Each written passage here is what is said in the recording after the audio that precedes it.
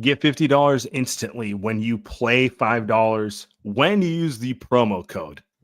Presented by Prize Picks. Welcome to Light Years. Happy MLK Day, Tommy. Happy MLK weekend. I hope you had a nice 3-day weekend, my man. I actually had to work today, unfortunately, but it was yeah, I mean it was slow. I would say like 75% of my customer base wasn't working. So, but yeah, no, it was a nice 3-day weekend. Got to enjoy some football over the weekend. Obviously, we had some good games. So, yeah, it was a nice relaxing weekend. Continuing my dry January streak. So, got 10 days left. Yeah, thank you. Got 10, 11 days left. Especially with the way the Warriors are playing, that's not easy. So. No, it's been nearly impossible. This game made me want to have more than one drink. But yeah, it was a great weekend, man. Hope yours was good too. Yeah, pretty good. I mean, we didn't record after Saturday's game, so I'm going to treat this pod more as like a meta discussion. And like, honestly, I feel like every time we skip a game, it's the same thing. One good, one bad, you know? Yep. Obviously, everyone listening to this knows they got destroyed by the Celtics. Final score 125-85. Uneventful game, boring game. Like my overall take on the Warriors right now is, look, the injuries suck. I don't know how much better they would be if they had their full team, but they would be more watchable.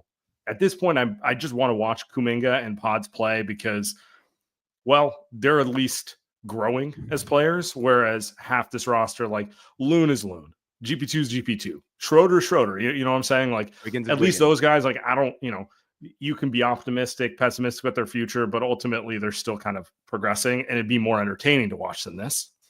At least there's a little bit of a mystery box to it. Whereas, like, just watching, we know who Wiggins, like you said, we know who Wiggins is, we know who Loon is, we know who GP is, we know who all these guys are. And that's why like we've been excited about Guy a little bit, because like, hey, this is something new, this is something different. He plays hard, at least he acts like he wants to be out there, he's competitive. Yeah, there's some interesting elements to his game. Not perfect, Yeah. He can't play more than 20 minutes because he can't, quite frankly, stay on the floor without fouling enough to play more. But like, I mean, even like Quentin Post getting in at the end of the game with like something, but it's the overarching staleness. And I know we've talked about it a bunch on the pod, but it's like, oh, don't make a deal, don't do this, don't do that. And it's like, I'm going to just put this out there. People can land on either side of the spectrum on this, but don't tell me you want to watch another 40 games of this team. I just want to see it shaken up in some capacity, and hopefully in a capacity that makes it more watchable for the second half of the season. I mean, it's like nails on a chalkboard right now. It's just unbearable. And I mean, we were texting about it on Saturday when they were barely beating the 6-win Wizards. I think that's how many wins the Wizards have. They're just it's two bad basketball teams playing each other right now, and some of that's injuries, right? Like no Kuminga, obviously. I mean, he's their second best. No Draymond. I mean, the Draymond thing, we'll talk about it later in the show, but like worrisome. He's So yeah, I mean, he's 35, I think 34, 35. Like it's to be expected for a guy that's logged as many minutes playing against bigger, stronger guys as he has, that he's going to break down at some point. And I think that's why everybody's so frustrated about the state of the roster, because you're not doing anything to protect your best two players, or your two most important players at the very least. You're making their jobs harder instead of making their jobs easier as they're in their mid to late 30s. So, but yeah, I mean, they would look better without the injuries, but it's still, overall, it's still like an uninspiring product, no matter who's out there. And I think everybody is just kind of sick of it, for lack of a better term, just because of the amount of inaction over the past couple of years, and just kicking the can down the road. It's just frustrating to watch again and again. We've talked about it until we're blue in the face, but yeah. It's 3 years of the same thing, and then every year is just a little worse because Steph's just a little older and the supporting pieces are just a little worse. But ultimately, it's the same sort of mid-40s. I mean, at this point, it's just a 40-win team, maybe. If they stay healthy, they're a 500 team. Honestly, if they continue down this path, I expect Steph and Draymond just get shut down at some point. But it's just the staleness of it. Andrew Wiggins, phenomenal against the Wizards, 1 for 11 tonight. That's Andrew Wiggins as a second option right there. He's not a second option, and I'm not saying he's actually had a very good season, but it's kind of the overarching point of you just don't have enough talent overall. Yeah. I mean, just specifically on Wiggins, they're tasking him with too much, right? Like he's just not a second option. And the thing is, he's not paid like one either. He's paid $26 million. I think that's his number this year. So like, that's not really a guy that you're expecting to be a second offensive option. But if you don't have him in the right role, you're going to have these nights where he's where he doesn't look good because you're asking too much, right? If you put him in a more condensed role where it's like really just shoot threes, defend, occasionally create off the bounce, then he looks a lot better. That's what 2022 looks like, right? And so like some of it is like, Wiggins did regress over the past couple of years, and I think he's kind of back to that same level now. But a lot of it is just the roster around him. They just don't have the necessary pieces to get him the looks that he needs and to do the things that he's best at. Like his defense suffers because he has to do too much on offense. Like there's so many downstream effects from the way that they've built this out. But yeah, I mean, I just thought, I mean, just as from watching it, I thought Steph looked so listless and so dejected and just defeated. Like he was out there and he knew that there was nothing that he can do to resurrect this or make this a competitive game because of how bad they were shooting. I actually thought they generally played hard tonight. Like they were getting enough stops, especially in the first half, but they could not make a shot to save their lives. I think they were 3 for 24 from 3 in the first half. And you're just never going to win a game against anybody like that, let alone the Celtics. Yeah. I mean, the most interesting part of today's game was what Kenny and Chuck said at halftime. So I'm just going to play it right now. Okay. He actually plays Which rebuild? with Golden State, and they're in a similar situations what the Lakers are in. At ease. You don't need to run. And I would go. I don't want to beat you on MLK Day anyway, but they're in a similar situation, Lakers, but much different in the same result. Meaning LeBron James, when you're rebuilding around LeBron James, and you say, hey, he's later in his years, he's maybe not the same player, but he's still a great player, or one of the top players in the league. LeBron James plays with the ball in his hand, so you have to build the team that actually fits in. So you're going to bring in older players. I think with Steph Curry, he actually plays without the ball a lot, and he's running off picks. So now you can bring in and say, we're going to do a young rebuild with young energy to get him shots easier because he's shooting more instead of beating people off the dribble. So the rebuild is different. They should go young through the draft, through trade, keep guys like Kuminga, not think about. I just want to pause it real quick. What he's saying, whether they should go old or young, his basketball point makes no sense in my mind. Steph plays off ball. That's actually the reason you need to put smarter players around him. We've watched them try to insert young players who do not play at the same mental speed that Steph and Draymond do. And shocker, 21-year-olds don't. It's like not a normal thing to do. And it doesn't work precisely because that. I actually think it's easier to put young guys around LeBron because they just, catch and shoot. You put like Dalton Knecht is a rookie. Immediately impactful for him because he's a young guy with the right skill set to go around him. How does Dalton Knecht look on the Warriors? I mean, I think he's maybe a smart enough guy to figure it out. He does move well off ball, but like just the general point is most young guys don't look good. I think that's, I keep going back to this, but I think that's why Guy kind of like stands out because he's the one young guy who actually does understand what they're trying to do. But he's kind of in that sense, just from the understanding of what they're trying to accomplish offensively and defensively, he's the anomaly, right? Like most young guys can't and won't figure it out. Smiley it's just it. how it goes. Oh yeah, God, our guy's Smiley. He just but didn't have the talent to do it, but he got it. So, so my favorite gif ever is still Joe standing up when Smiley shot a 3 off the side of the backboard. It's the best thing of all time. Continue playing this real quick if it's okay with you. Trading guys like Kuminga and his age, that group is where they need to be. With the Lakers, they need to get older players at times to go with LeBron because LeBron handles the ball. You buying that? No. You don't think the Golden State you get younger? It doesn't matter what they do unless they go out and get a superstar and try to rebuild on the. I don't think they could do that. Well, that's their only chance because Steph is old. Do you think this year they go for it? I mean, like a Jimmy Butler? I think they should try it because who's the only team we sure of in the West? OKC. That's it. Denver. Well, Denver gonna have to improve their bench. I disagree with you, man. I think the West is just super tough. I'm going to end it right there. By the way, Chuck has some of the best comedic timing. He's the man. Just there's nobody funny. The whether you agree or disagree with him, and more often than not, I've disagreed with him during the Warriors run. His delivery is just too funny to me. It's just too funny all the time. He's legitimately one of the naturally funniest people ever. Like it just comes second nature to him. So This is going to turn into a conversation. I guarantee you this is going to be the main thing people talk about on the radio. It's time for the Warriors to go young. It's time for the Warriors to rebuild. It's time for X, Y, and Z. And Chuck is over here saying, no, you need to just get someone. You should get some better players. And I'm curious your perspective on it. But before I go there, actually, no, let me hear your perspective first.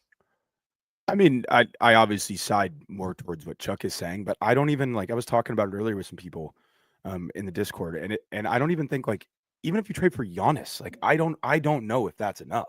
Truly, because you're obviously you're much closer to contention, but there's still other work you'd have to do to make this a championship roster, in my personal opinion.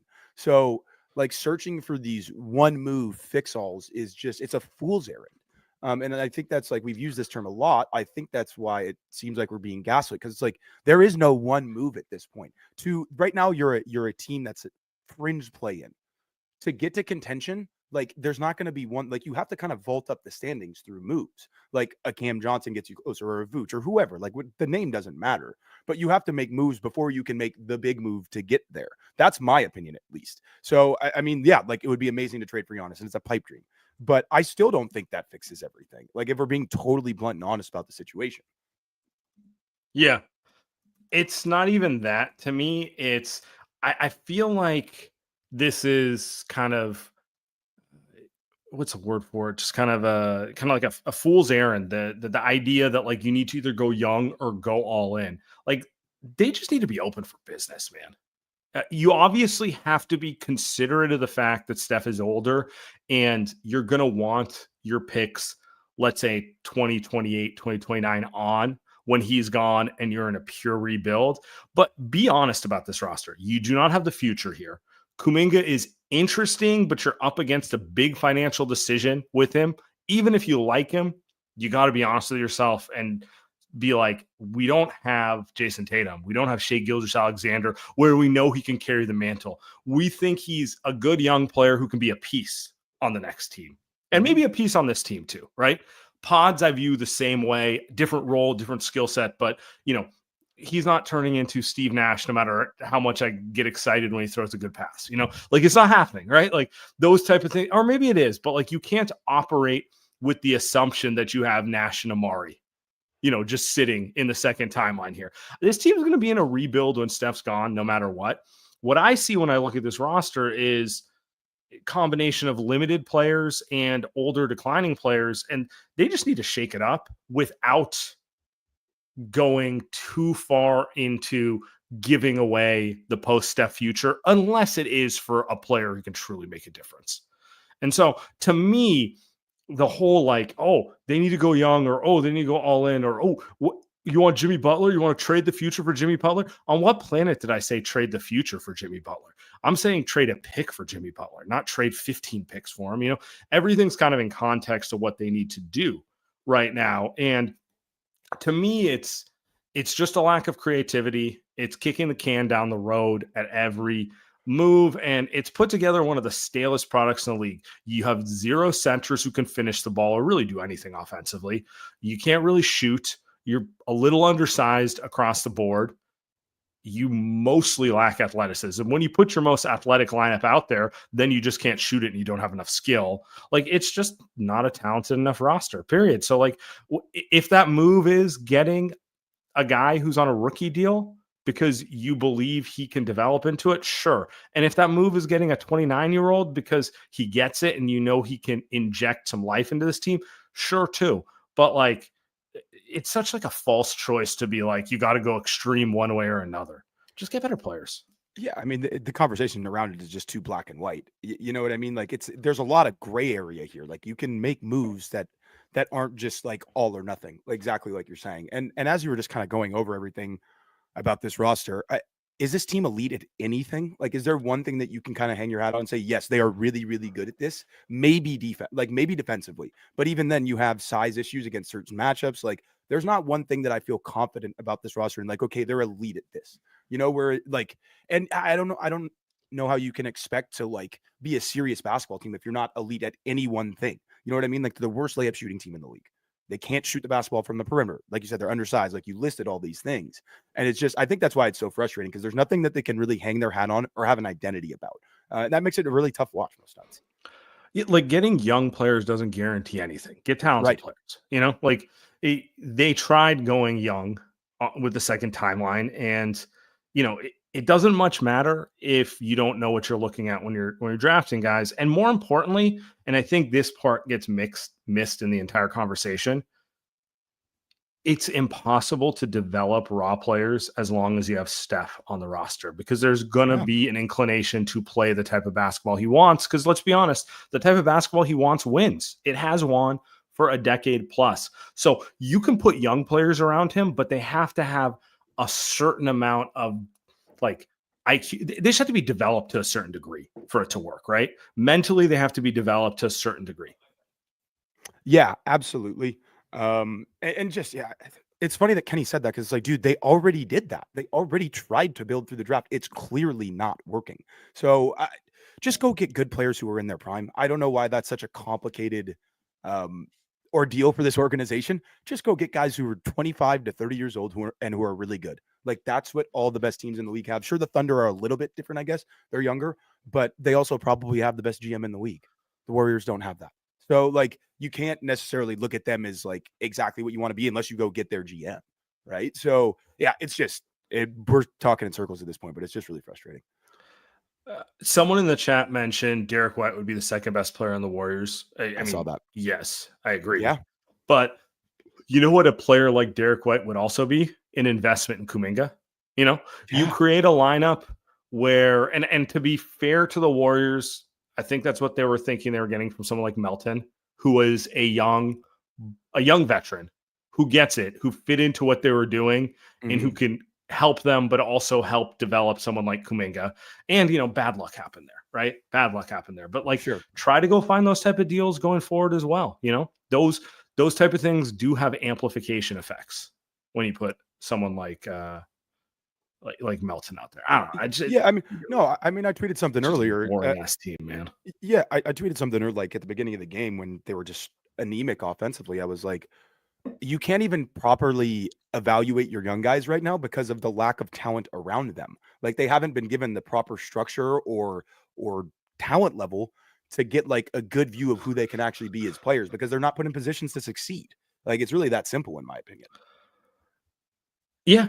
Yeah. I mean, they're just at this point, like, just shake it up, because this isn't going to get better. Like, my big thing here is this is actually only going to spiral to worse. It's going to get more uncomfortable with every missed Looney or Trace layup. You're going to see, arms thrown in the air, eyes rolled to the back of their heads. Guys are like, the only thing they've had going for them all year is they play hard defense. Yeah. And they play pretty good defense when they have their main guys out there. That type of effort starts to wane when it's just like, you can't do anything and you're going nowhere. And then why should Draymond kill himself for a loose ball? Why should Wiggins make a second effort, third effort play? Like, those are the type of things. And that's exactly how you end up in the lottery. Teams lose faith. They know the season's over, and everyone's kind of like, you know what I really don't want? That's to get injured. So I'm going to play basketball with the mindset of, I just want to avoid an injury. And that's kind of how this roster is going in general, right? And it's just like, that's part of the reason I want to shake it up. Like, maybe you find a diamond in the rough if you trade someone and move in a different direction. You have expiring contracts. See if you can't cobble them for a bigger trade, see if someone's willing to get off of someone who isn't working for them for GP2. Maybe that guy will work for you. Isn't that what happened with Wiggins? Like, different moves, just try different things, because this is not working. Yeah, no, and I think, like you're saying, the human element is like hard to miss. I mean, we've seen it throughout the course of the season when they were 12-3 and making everything they looked at from the perimeter, they're playing much harder. Like I said, I thought they still played hard tonight, but eventually that effort waned over the course of the game because they literally could not make a shot. They shot 10% from three in the first half. So yeah, there's a human element that goes into all this, and the staleness relates to that. And I think you can especially see it on Steph and Draymond's face, because they're the ones that have been here through all of it, through all the staleness of the past 3 years. So let's talk about Prize Picks, huh? Yeah. All right. Fucking Lamar, man. That I know. I was this close to getting like a 10x parlay on Prize Picks. Uh, And then Mark Andrews, I had him for catching a touchdown in my parlay. So, I was casually rooting for the Ravens just because like my team's not in it, and it's just like, you pick a team just because it's fun, right? sure. And I was I was very upset last night. I'll put it that way. I mean, it was a fun game at the very least. I think it lived up to the billing. But let's talk Prize Picks here. Run your game all season long on Prize Picks. Prize Picks is the best place to get real money sports action. With over 10 million members and billions of dollars in award winnings, Prize Picks has made daily fantasy sports accessible to all. You just pick more or less on at least 2 players for a shot to win up to 1,000x your cash. It's NFL playoff time, and it's now or never. Don't miss out on the last few weeks of football action with Prize Picks, the best place to win cash while watching playoff football. So I think we got another potential amazing matchup this weekend with Chiefs Bills. And I think what I'm kind of looking at so far is the Mahomes less than on 253 passing yards. He just doesn't throw, like, Chiefs play low possession games. They don't like really throw the ball down the field much. So I think that's a pretty safe bet at this point. But I'm going to go more on Mahomes rushing yards because it feels like in these big playoff games, he's always bound to break off like a 30-yard back-breaking run. And then I'll probably take the more on Josh Allen rush yards as well because that Chiefs defense is really good. And I think Josh is going to kind of have to go superhuman to win on the game's on Sunday, obviously. So, yeah, I think that's kind of what I'm looking at this week. So Prize Picks also offers promotions that can lead to big payouts like Taco Tuesday. Each Tuesday, Prize Picks discounts select players' projections up to 25% to provide even more value to your lineups. Download the app today and use code LIGHTYEARS to get $50 instantly after you play your first $5 lineup. That's $50 instantly when you play your first $5 lineup. Prize Picks, run your game. Guys, I'm here to tell you about my friends at Body Spec. Guys, the new year is here, and with it comes the perfect opportunity to build a strong foundation for your fitness journey. So with Body Spec, I think this is really cool. You can get a DEXA scan for only $45 with the code LIGHTYEARS45. So what is a DEXA scan? A DEXA scan is a highly accurate method that looks at your body's composition, lean muscle, fat, bone density, so you can set clear goals and track your progress. No more guessing, no more relying on outdated methods. Typically, a DEXA scan costs $200, $300, and it's not particularly accessible for non-pro athletes. The Warriors can get a DEXA scan, the 49ers can get a DEXA scan, but can Sam and Tommy get a DEXA scan? Not always that easy. Well, with Body Spec, use the code LIGHTYEARS45, go in there, takes 15 minutes. They even got mobile vans in the Bay Area and in LA. Get your scan, find out your body fat, find out your lean muscle mass, and start your fitness journey. Once again, guys, LIGHTYEARS45. Go get that scan. All right. So Draymond didn't play tonight, and he played 2 minutes against the Wizards, and he's been ruled out for at least a week with a calf. A little worrisome, but that's not even the big Draymond story right now. We didn't record after Saturday, so we need to talk about it right now. Mark Spears, and what was, I thought, a fun night. It was Jordan Poole played really well against the Warriors. Yeah. And I feel like they're far enough away that there's a little more honesty going on in terms, like, Jordan Poole is like pretty, like, I love those guys. I like playing there, blah, blah, blah. Like, we've all moved beyond kind of the ugliness of the breakup and the trade and everything. And so, of course, Draymond has to stir the pot. And he replied to that quote, which Mark Spears tweeted out. And he goes, "I really am sorry." What was your thought when you saw Draymond doing this? Well, I do genuinely believe him. Like, I think you can kind of feel the pain through the tweet, honestly. I think he knows that he, fucked up, for lack of a better term. But I think, I think just with the way the season has gone, and not only this season, the past couple seasons, I think he's kind of at a very, like, existential point with his, like, life and career. And I think he's really seeing his, like, basketball mortality, like, flash in front of his eyes. And that's probably causing him to be a bit more emotional, and like, the whole situation was obviously just, as soon as the punch happened, it was obvious that somebody was going to get traded, whether it was Draymond or Poole, and they obviously chose Draymond. But I still yeah. don't think that the punch was the big deal. I think it was the video getting leaked. Yeah. I mean, it's kind of hand in hand, but fights happen in practice more often than publicly get said. Oh, obviously, you don't want to deck a guy, but like everyone knows Michael Jordan decked Steve Kerr, right? And that's one of those stories that came out after time. And again, doesn't excuse any of it, but I think once you got the viral video, that embarrasses a guy.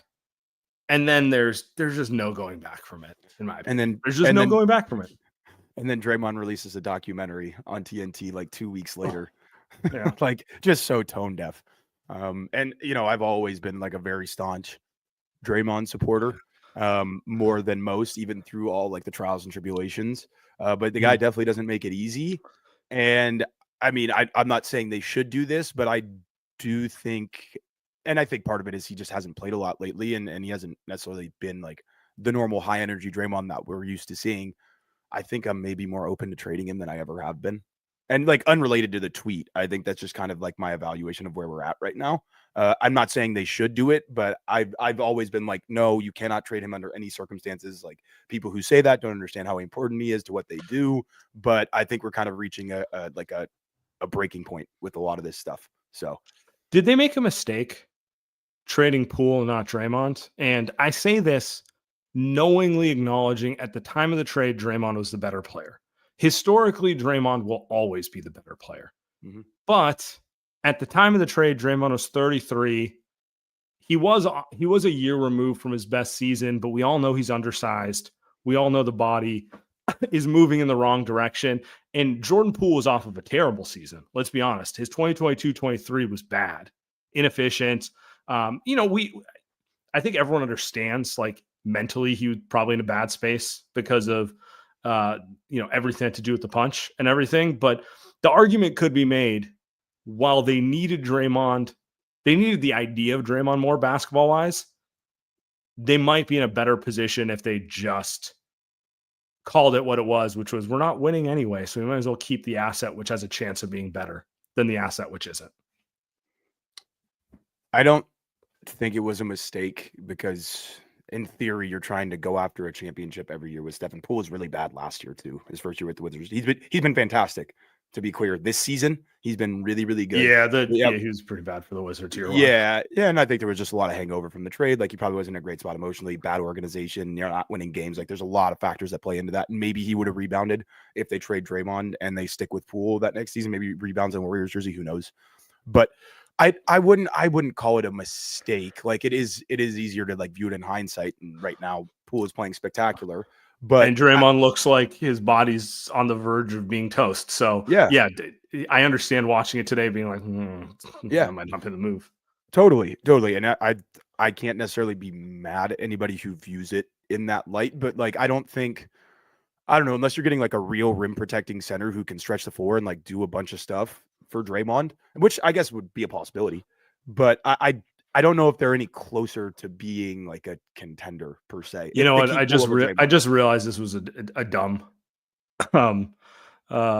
question because Draymond was a free agent. They didn't even have the opportunity to, because he kind of held their feet to the fire there. He actually had offers on the table, which is why they ended up signing him for 4 years. So, I mean, you technically could have signed and traded him, I guess. Sure, but you would have got pennies on the dollar if that happened. You're right, and you weren't going to get proper value for him, so they kind of had to make the decision like they did. Yeah, no, that's a great point. But I like, even if you do end up with like some rim protecting center who can stretch the floor, and you keep Poole and you trade, like you move Draymond or whatever, however it plays out, I don't know if you're any closer to being a contender.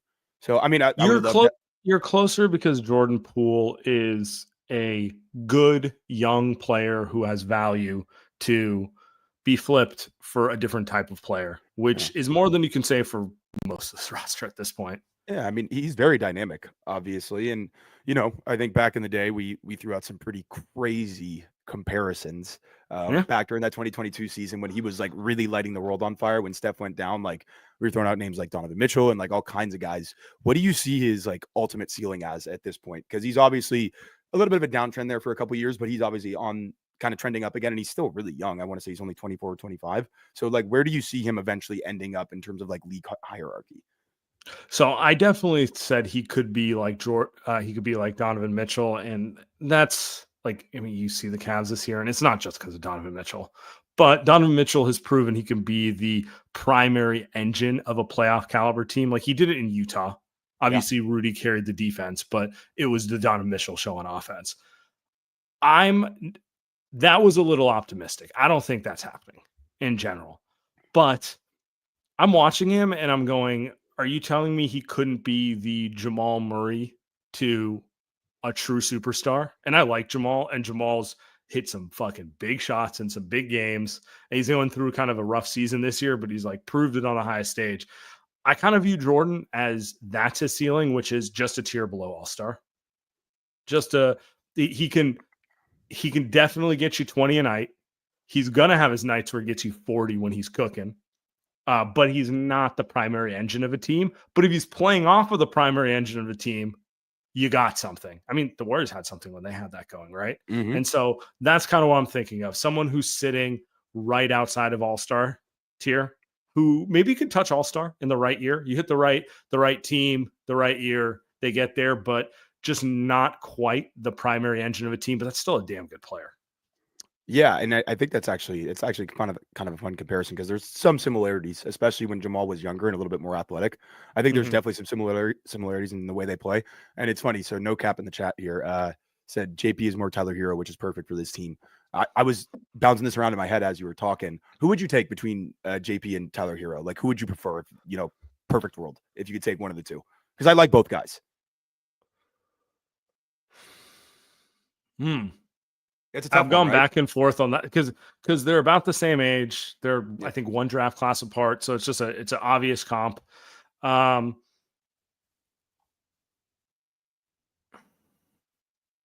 Honestly, like it's a toss up for me. Like I think actually Tyler Herro is another example of a guy where Miami's dying for that 1A option, and they've had it at times with Jimmy, even though I'm not sure he's really a 1A in general, but. Yeah, I think that's the same thing. I think those are guys who can score 20 plus and play off of a star and really be impactful that way. I don't know. I call it a toss up. Where are you at with it? Definitely a toss up. I think Herro brings like a higher level of consistency, but I think Poole is more volatile. He hasn't been as volatile this year, but I think Poole's a little bit more explosive in general. Like Poole can go for 40, like in a blink of an eye. He almost did it. He had 38 on Saturday night. I think Herro's just like a little bit more steady. Probably not as like turnover prone. They're I think kind of both similar, by the way, in a playoff context. Yeah, like I've watched Tyler Herro in the playoffs, and he's having a great year, but like they've benched him at times in the playoffs too. He's also had moments where he's won games in the playoffs where he's absolutely afraid of nothing. And to me, that's a lot like Jordan Poole. Like people remember Jordan didn't play a ton at the end of the Celtics series in the 2022 finals, but you should also remember he single-handedly won game 1 versus Memphis. Like he was the best player on the floor that game. He was. There were multiple moments in that playoff run where if they did not have Jordan Poole, the series spirals in a different way. So he's a very important piece. And like similar to kind of what we were talking about with Tyler Herro, this guy doesn't lack confidence, and that means a lot. Like he can go 0 for 10 and will shoot it from 28 with the confidence of someone who just hit his last 10. Yeah, 100%. Like I really do think it's one of those few comparisons where it's like a true toss up. And I don't know if you're picking either guy, if it's wrong, because they're so similar in the way they play. Do you think Miami is better or worse if they have Jordan in Tyler's place? I think they're probably the same, to be honest with you. I think that's a great culture. They defend. They're a well-coached team, and they would be relying on him heavily to just be the shot creator. And so he would probably thrive in it in a way that like DC, like they're in a pure rebuild. They don't play defense, don't do anything. Right. And then flipped, like Tyler Herro in his role in Washington, like I don't think they're better than the worst team in the East. I think it's the same thing. I think you get his numbers, but yeah. Yeah, no, they're very similar players. And I think, they both kind of end up eventually, and they might already be there, they both might already be good enough. Like if you put them next to a Jokic or a Giannis, like to kind of be that 1B number 2 next to that level of superstar. But like you're saying, I think it has to be like a top 5 guy in the league. Like them with like a Tatum probably is, you know what I mean? Like a top. Yeah, but what about them 10-ish next to guy. like Luka? You know?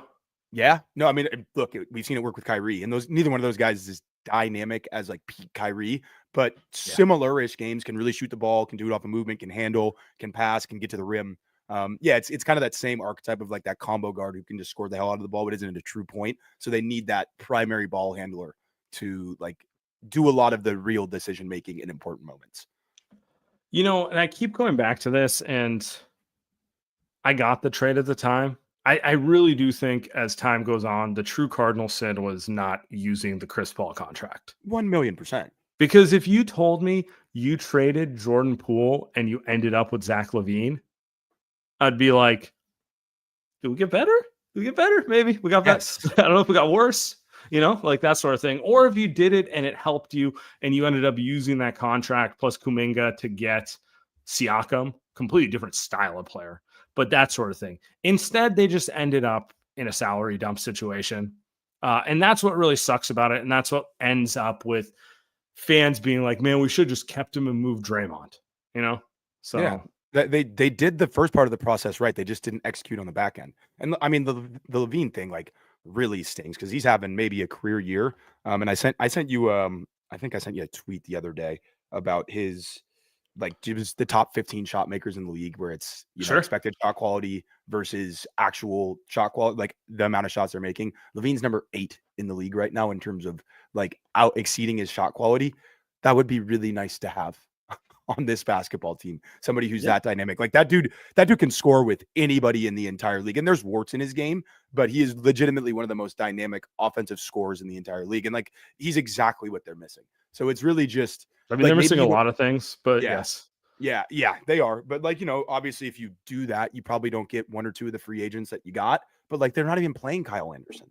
Like Melton got injured, like, you know, so they're a better team. MLK was not having Buddy Hield if it cost me Zach LaVine, you know? Absolutely. So yeah, it was just, again, it was just frustrating to not execute on the back end because the first part made sense just from a pure, we have to move one of Draymond or Poole, and it kind of has to be Poole because Draymond was a free agent. And it was like an in-between move. It's like, all right, Chris Paul, good veteran. He's going to keep the team afloat when he plays, even though we all knew the fit was terrible. As much as I lied to myself and was like, this could work, you know, like that sort of thing, right? But it's like, I can't hate him. He showed up, he did his job, moved on, you know? So, exactly. But they should have, you know, if they use that to get another player, we'd be like, you know what? It's a pretty smart move to deal with what was ultimately a shitty situation, a bad situation.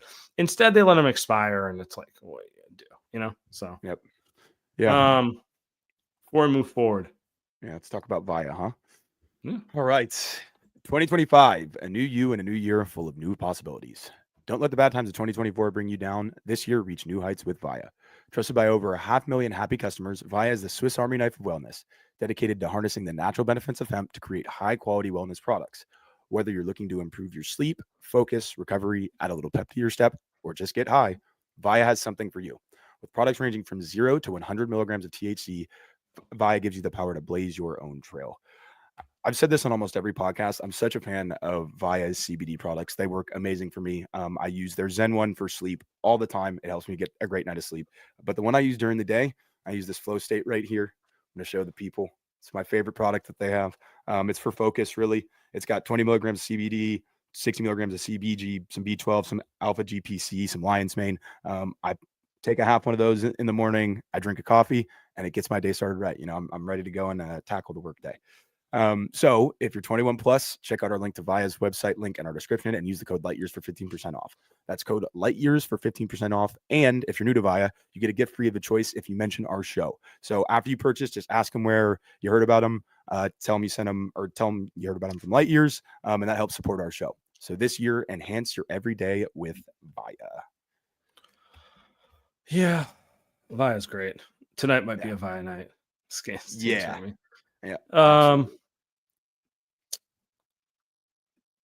Kuminga didn't play tonight, and you know, probably a couple of weeks away from him returning. Completely different style of player. Do you think Kuminga will ever be as good as Jordan Poole, this version of Jordan Poole? And it's very hard to compare because if Kuminga is an effective player, like an effective winning player, like his role is going to be different, right? Like he could be a better player averaging 10 less points a game. Mm-hmm.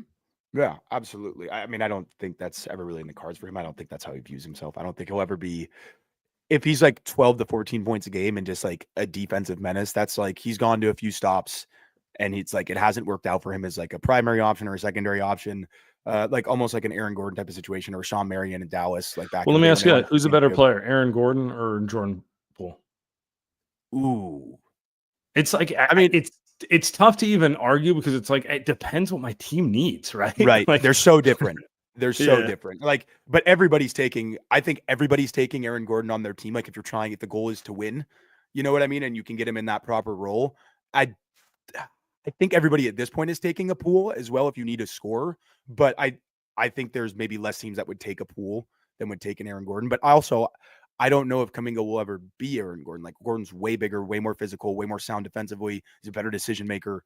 Like I mean, I'm a huge. He's completely bought into his role. He knows exactly who he is. He's no longer trying to figure out if he can be a 20-point per game scorer in the NBA. He's like, I'm gonna defend my ass off, gonna get rebounds, gonna score on the flow. There's gonna be a random 20-point game here and there for me, but mostly I'm gonna get a lot of like 13, 9, and 3 type of games, you know? So what I will say is I do think the theoretical ceiling for Kuminga is higher. I think we kind of, unless Poole develops into like a true 1A type of offensive option, he's kind of where he's at in a way. Like, I'm not saying he's totally hit his ceiling, but we kind of know what it looks like.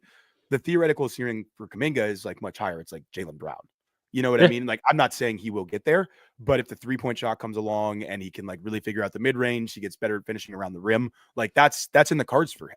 I wouldn't say it's a high possibility outcome, but there's a chance that it happens. So, I mean, right now, if you're asking me to take one of the two, I'm taking Jordan Poole, but that could look different in 3 years. I'm not saying Kuminga can't get there, but at this moment, it's definitely Poole. All right, I'm putting you on the spot. 2028, who's the better player? Oh man, I'm gonna surprise the people. I'm gonna say Jonathan Kuminga. Damn it. I was hoping you'd say Poole so I could say Kuminga. Well, I'm like the resident. I don't want to fucking come in here and be like, I agree. You know, no, I'm the resident Kuminga hater. No, but I'll make the argument for Poole. Honestly, he goes to a situation like he gets around. I don't know. He goes to the Spurs. Let's say he goes to the Spurs, right? The Spurs trade for Poole. His career will be remembered very differently if he ends up being the guard who gets to partner with Wemby. Oh, absolutely. I mean, it's honestly, that would be kind of there's better guys you could get maybe to put around Wemby in terms of a guard. Like I think Trae Young would be incredible there, especially with some of the guys they put around Wemby defensively. Like that would kind of be a great environment for Trae. But like Poole is one of the very few guards. Like he'd be kind of towards the top of the list if you're not trading for a superstar to put next to Wemby. He's one of the few guys where I'd be like, yeah, that actually really works. And you know, like if he goes to the Spurs, it's definitely going to be Poole because he's going to win like 3 or 4 championships and he's going to make some all-star teams and they're going to be one of the best teams in the league. So yeah, honestly, like in my heart of hearts, I do think it's Poole, but I just wanted to go for some shock value there by saying Kuminga. So give me the reason why it would be Kuminga because I honestly don't think it will be. The reason it'll be Kuminga is wings are more valuable. He does not need to be a great defender to be an impactful defender. Jaylen Brown's not a great defender, but he's just significantly more valuable on defense than Jordan Poole is, right? So, and I'm not saying Kuminga can't be a great defender. I'm saying if he checks out as a solid defender while also giving you 16 to 20 points and specifically putting pressure on the rim, even if he never develops as a playmaker, you will take that. Like you will take his offense where it is 10% better than it is today with defense over the Jordan Poole type. Here's a good way to put it. Completely different player because this guy's not someone who puts a bunch of rim protection, but he hits a bunch of threes. Who's the better player, Wiggins or Jordan Poole? It's probably Wiggins. You know, like it's more valuable, harder to find a guy. Like who's better, OG, Mikal Bridges, or Jordan Poole? Oh yeah, OG the wings, right? Like if you're a serious basketball team, yeah, absolutely. It's OG, Poole is a better Wiggins, score. McHale. Poole is by far the more dynamic offensive player to every player I mentioned. Mhm. But the gap between him and like the true, like the Steph Curry, the Damian Lillard, someone like that is pretty big, right? And then Yeah. whereas like it's just hard to find wings. Like as frustrating as Wiggins can be over the course of his years, and it's not easy to find guys who can do those things. They just don't exist. There's not a lot of 6-7 guys who can function in an offense, but also can defend. Yeah, no, 100%. Like that's why Wiggins continues to be so valuable. And like, I still, even after nights like tonight, I hesitate to trade him because it's like that is just hard to find. Like the guy who does that stuff. And again, like you're saying, that is the argument for Kuminga. I just, Mhm. I don't know if he ever gets there defensively. Like Wiggins, when he's locked in, is an incredible defender. McHale is, OG is. Yeah, I mean, those guys are like, he doesn't Yeah. need to reach that level of defender, but I'm saying like that's the, Yeah. and quite frankly, he's a different skill set than those guys offense. Like he'll never shoot it like any of those guys, No. but none of those guys have like the natural ability to get to the rim and finish through traffic the way he does. Like none of them are those players either. So I don't know. Yeah, I mean, it's like one of those things where you love Jordan, you understand he's a more talented scorer, offensive player, can do a bunch of stuff, but like, yeah, size matters, positional value matters. You know, it's in some ways to tie it back and slurp. It's why Steph is as amazing as he is, because a guy at his position shouldn't be able to do the things he does. 1,000,000%. And that's why he's so unique. It's why he's one of the biggest anomalies in the history of basketball. But yeah, I mean, in general, I do think Kuminga ends up being like a valuable piece to a good team at some point. I might not be Golden State, but I do think that happens for him somewhere. Whether he's like a starter and like playing 35 minutes a game on a championship team, I don't know. I can see a world where it happens, but I think the jury's still out on that. But I do think he can definitely be a rotation piece for a team that's like a contender for sure. I think that's more or less his floor at this point if he gets the right situation. Well, that's like the whole crux of it. Like if he peaks out as the Kelly Oubre or the Rudy Gay type, like yeah, Jordan Poole today is just a more useful player than those guys. He's a better player than those guys, right? Mm-hmm. But if he taps into any of the defensive upside and figures out how to help his team in ways beyond like getting ball in hands, getting to the rim, then like yeah, you'd probably rather have the 6'8" guy who's an athletic freak. I can't believe you said the bad man's name, Kelly Oubre. We can't say that name around these parts. Remember the lesson. Remember the lesson, boys. Never forget the lessons of Kelly Oubre. All right. I'm out of here, guys. Appreciate everyone. We will be back. You know who's coming to town? We got the Lakers on. Oh, lovely. This is a big day for agendas. We got Vooch coming to town. It's gonna be Steph's going to cook him on some pick and rolls. That's going to be the reason you don't trade for him. It's going to be great. I got to find reasons to get excited. All right. Appreciate everyone.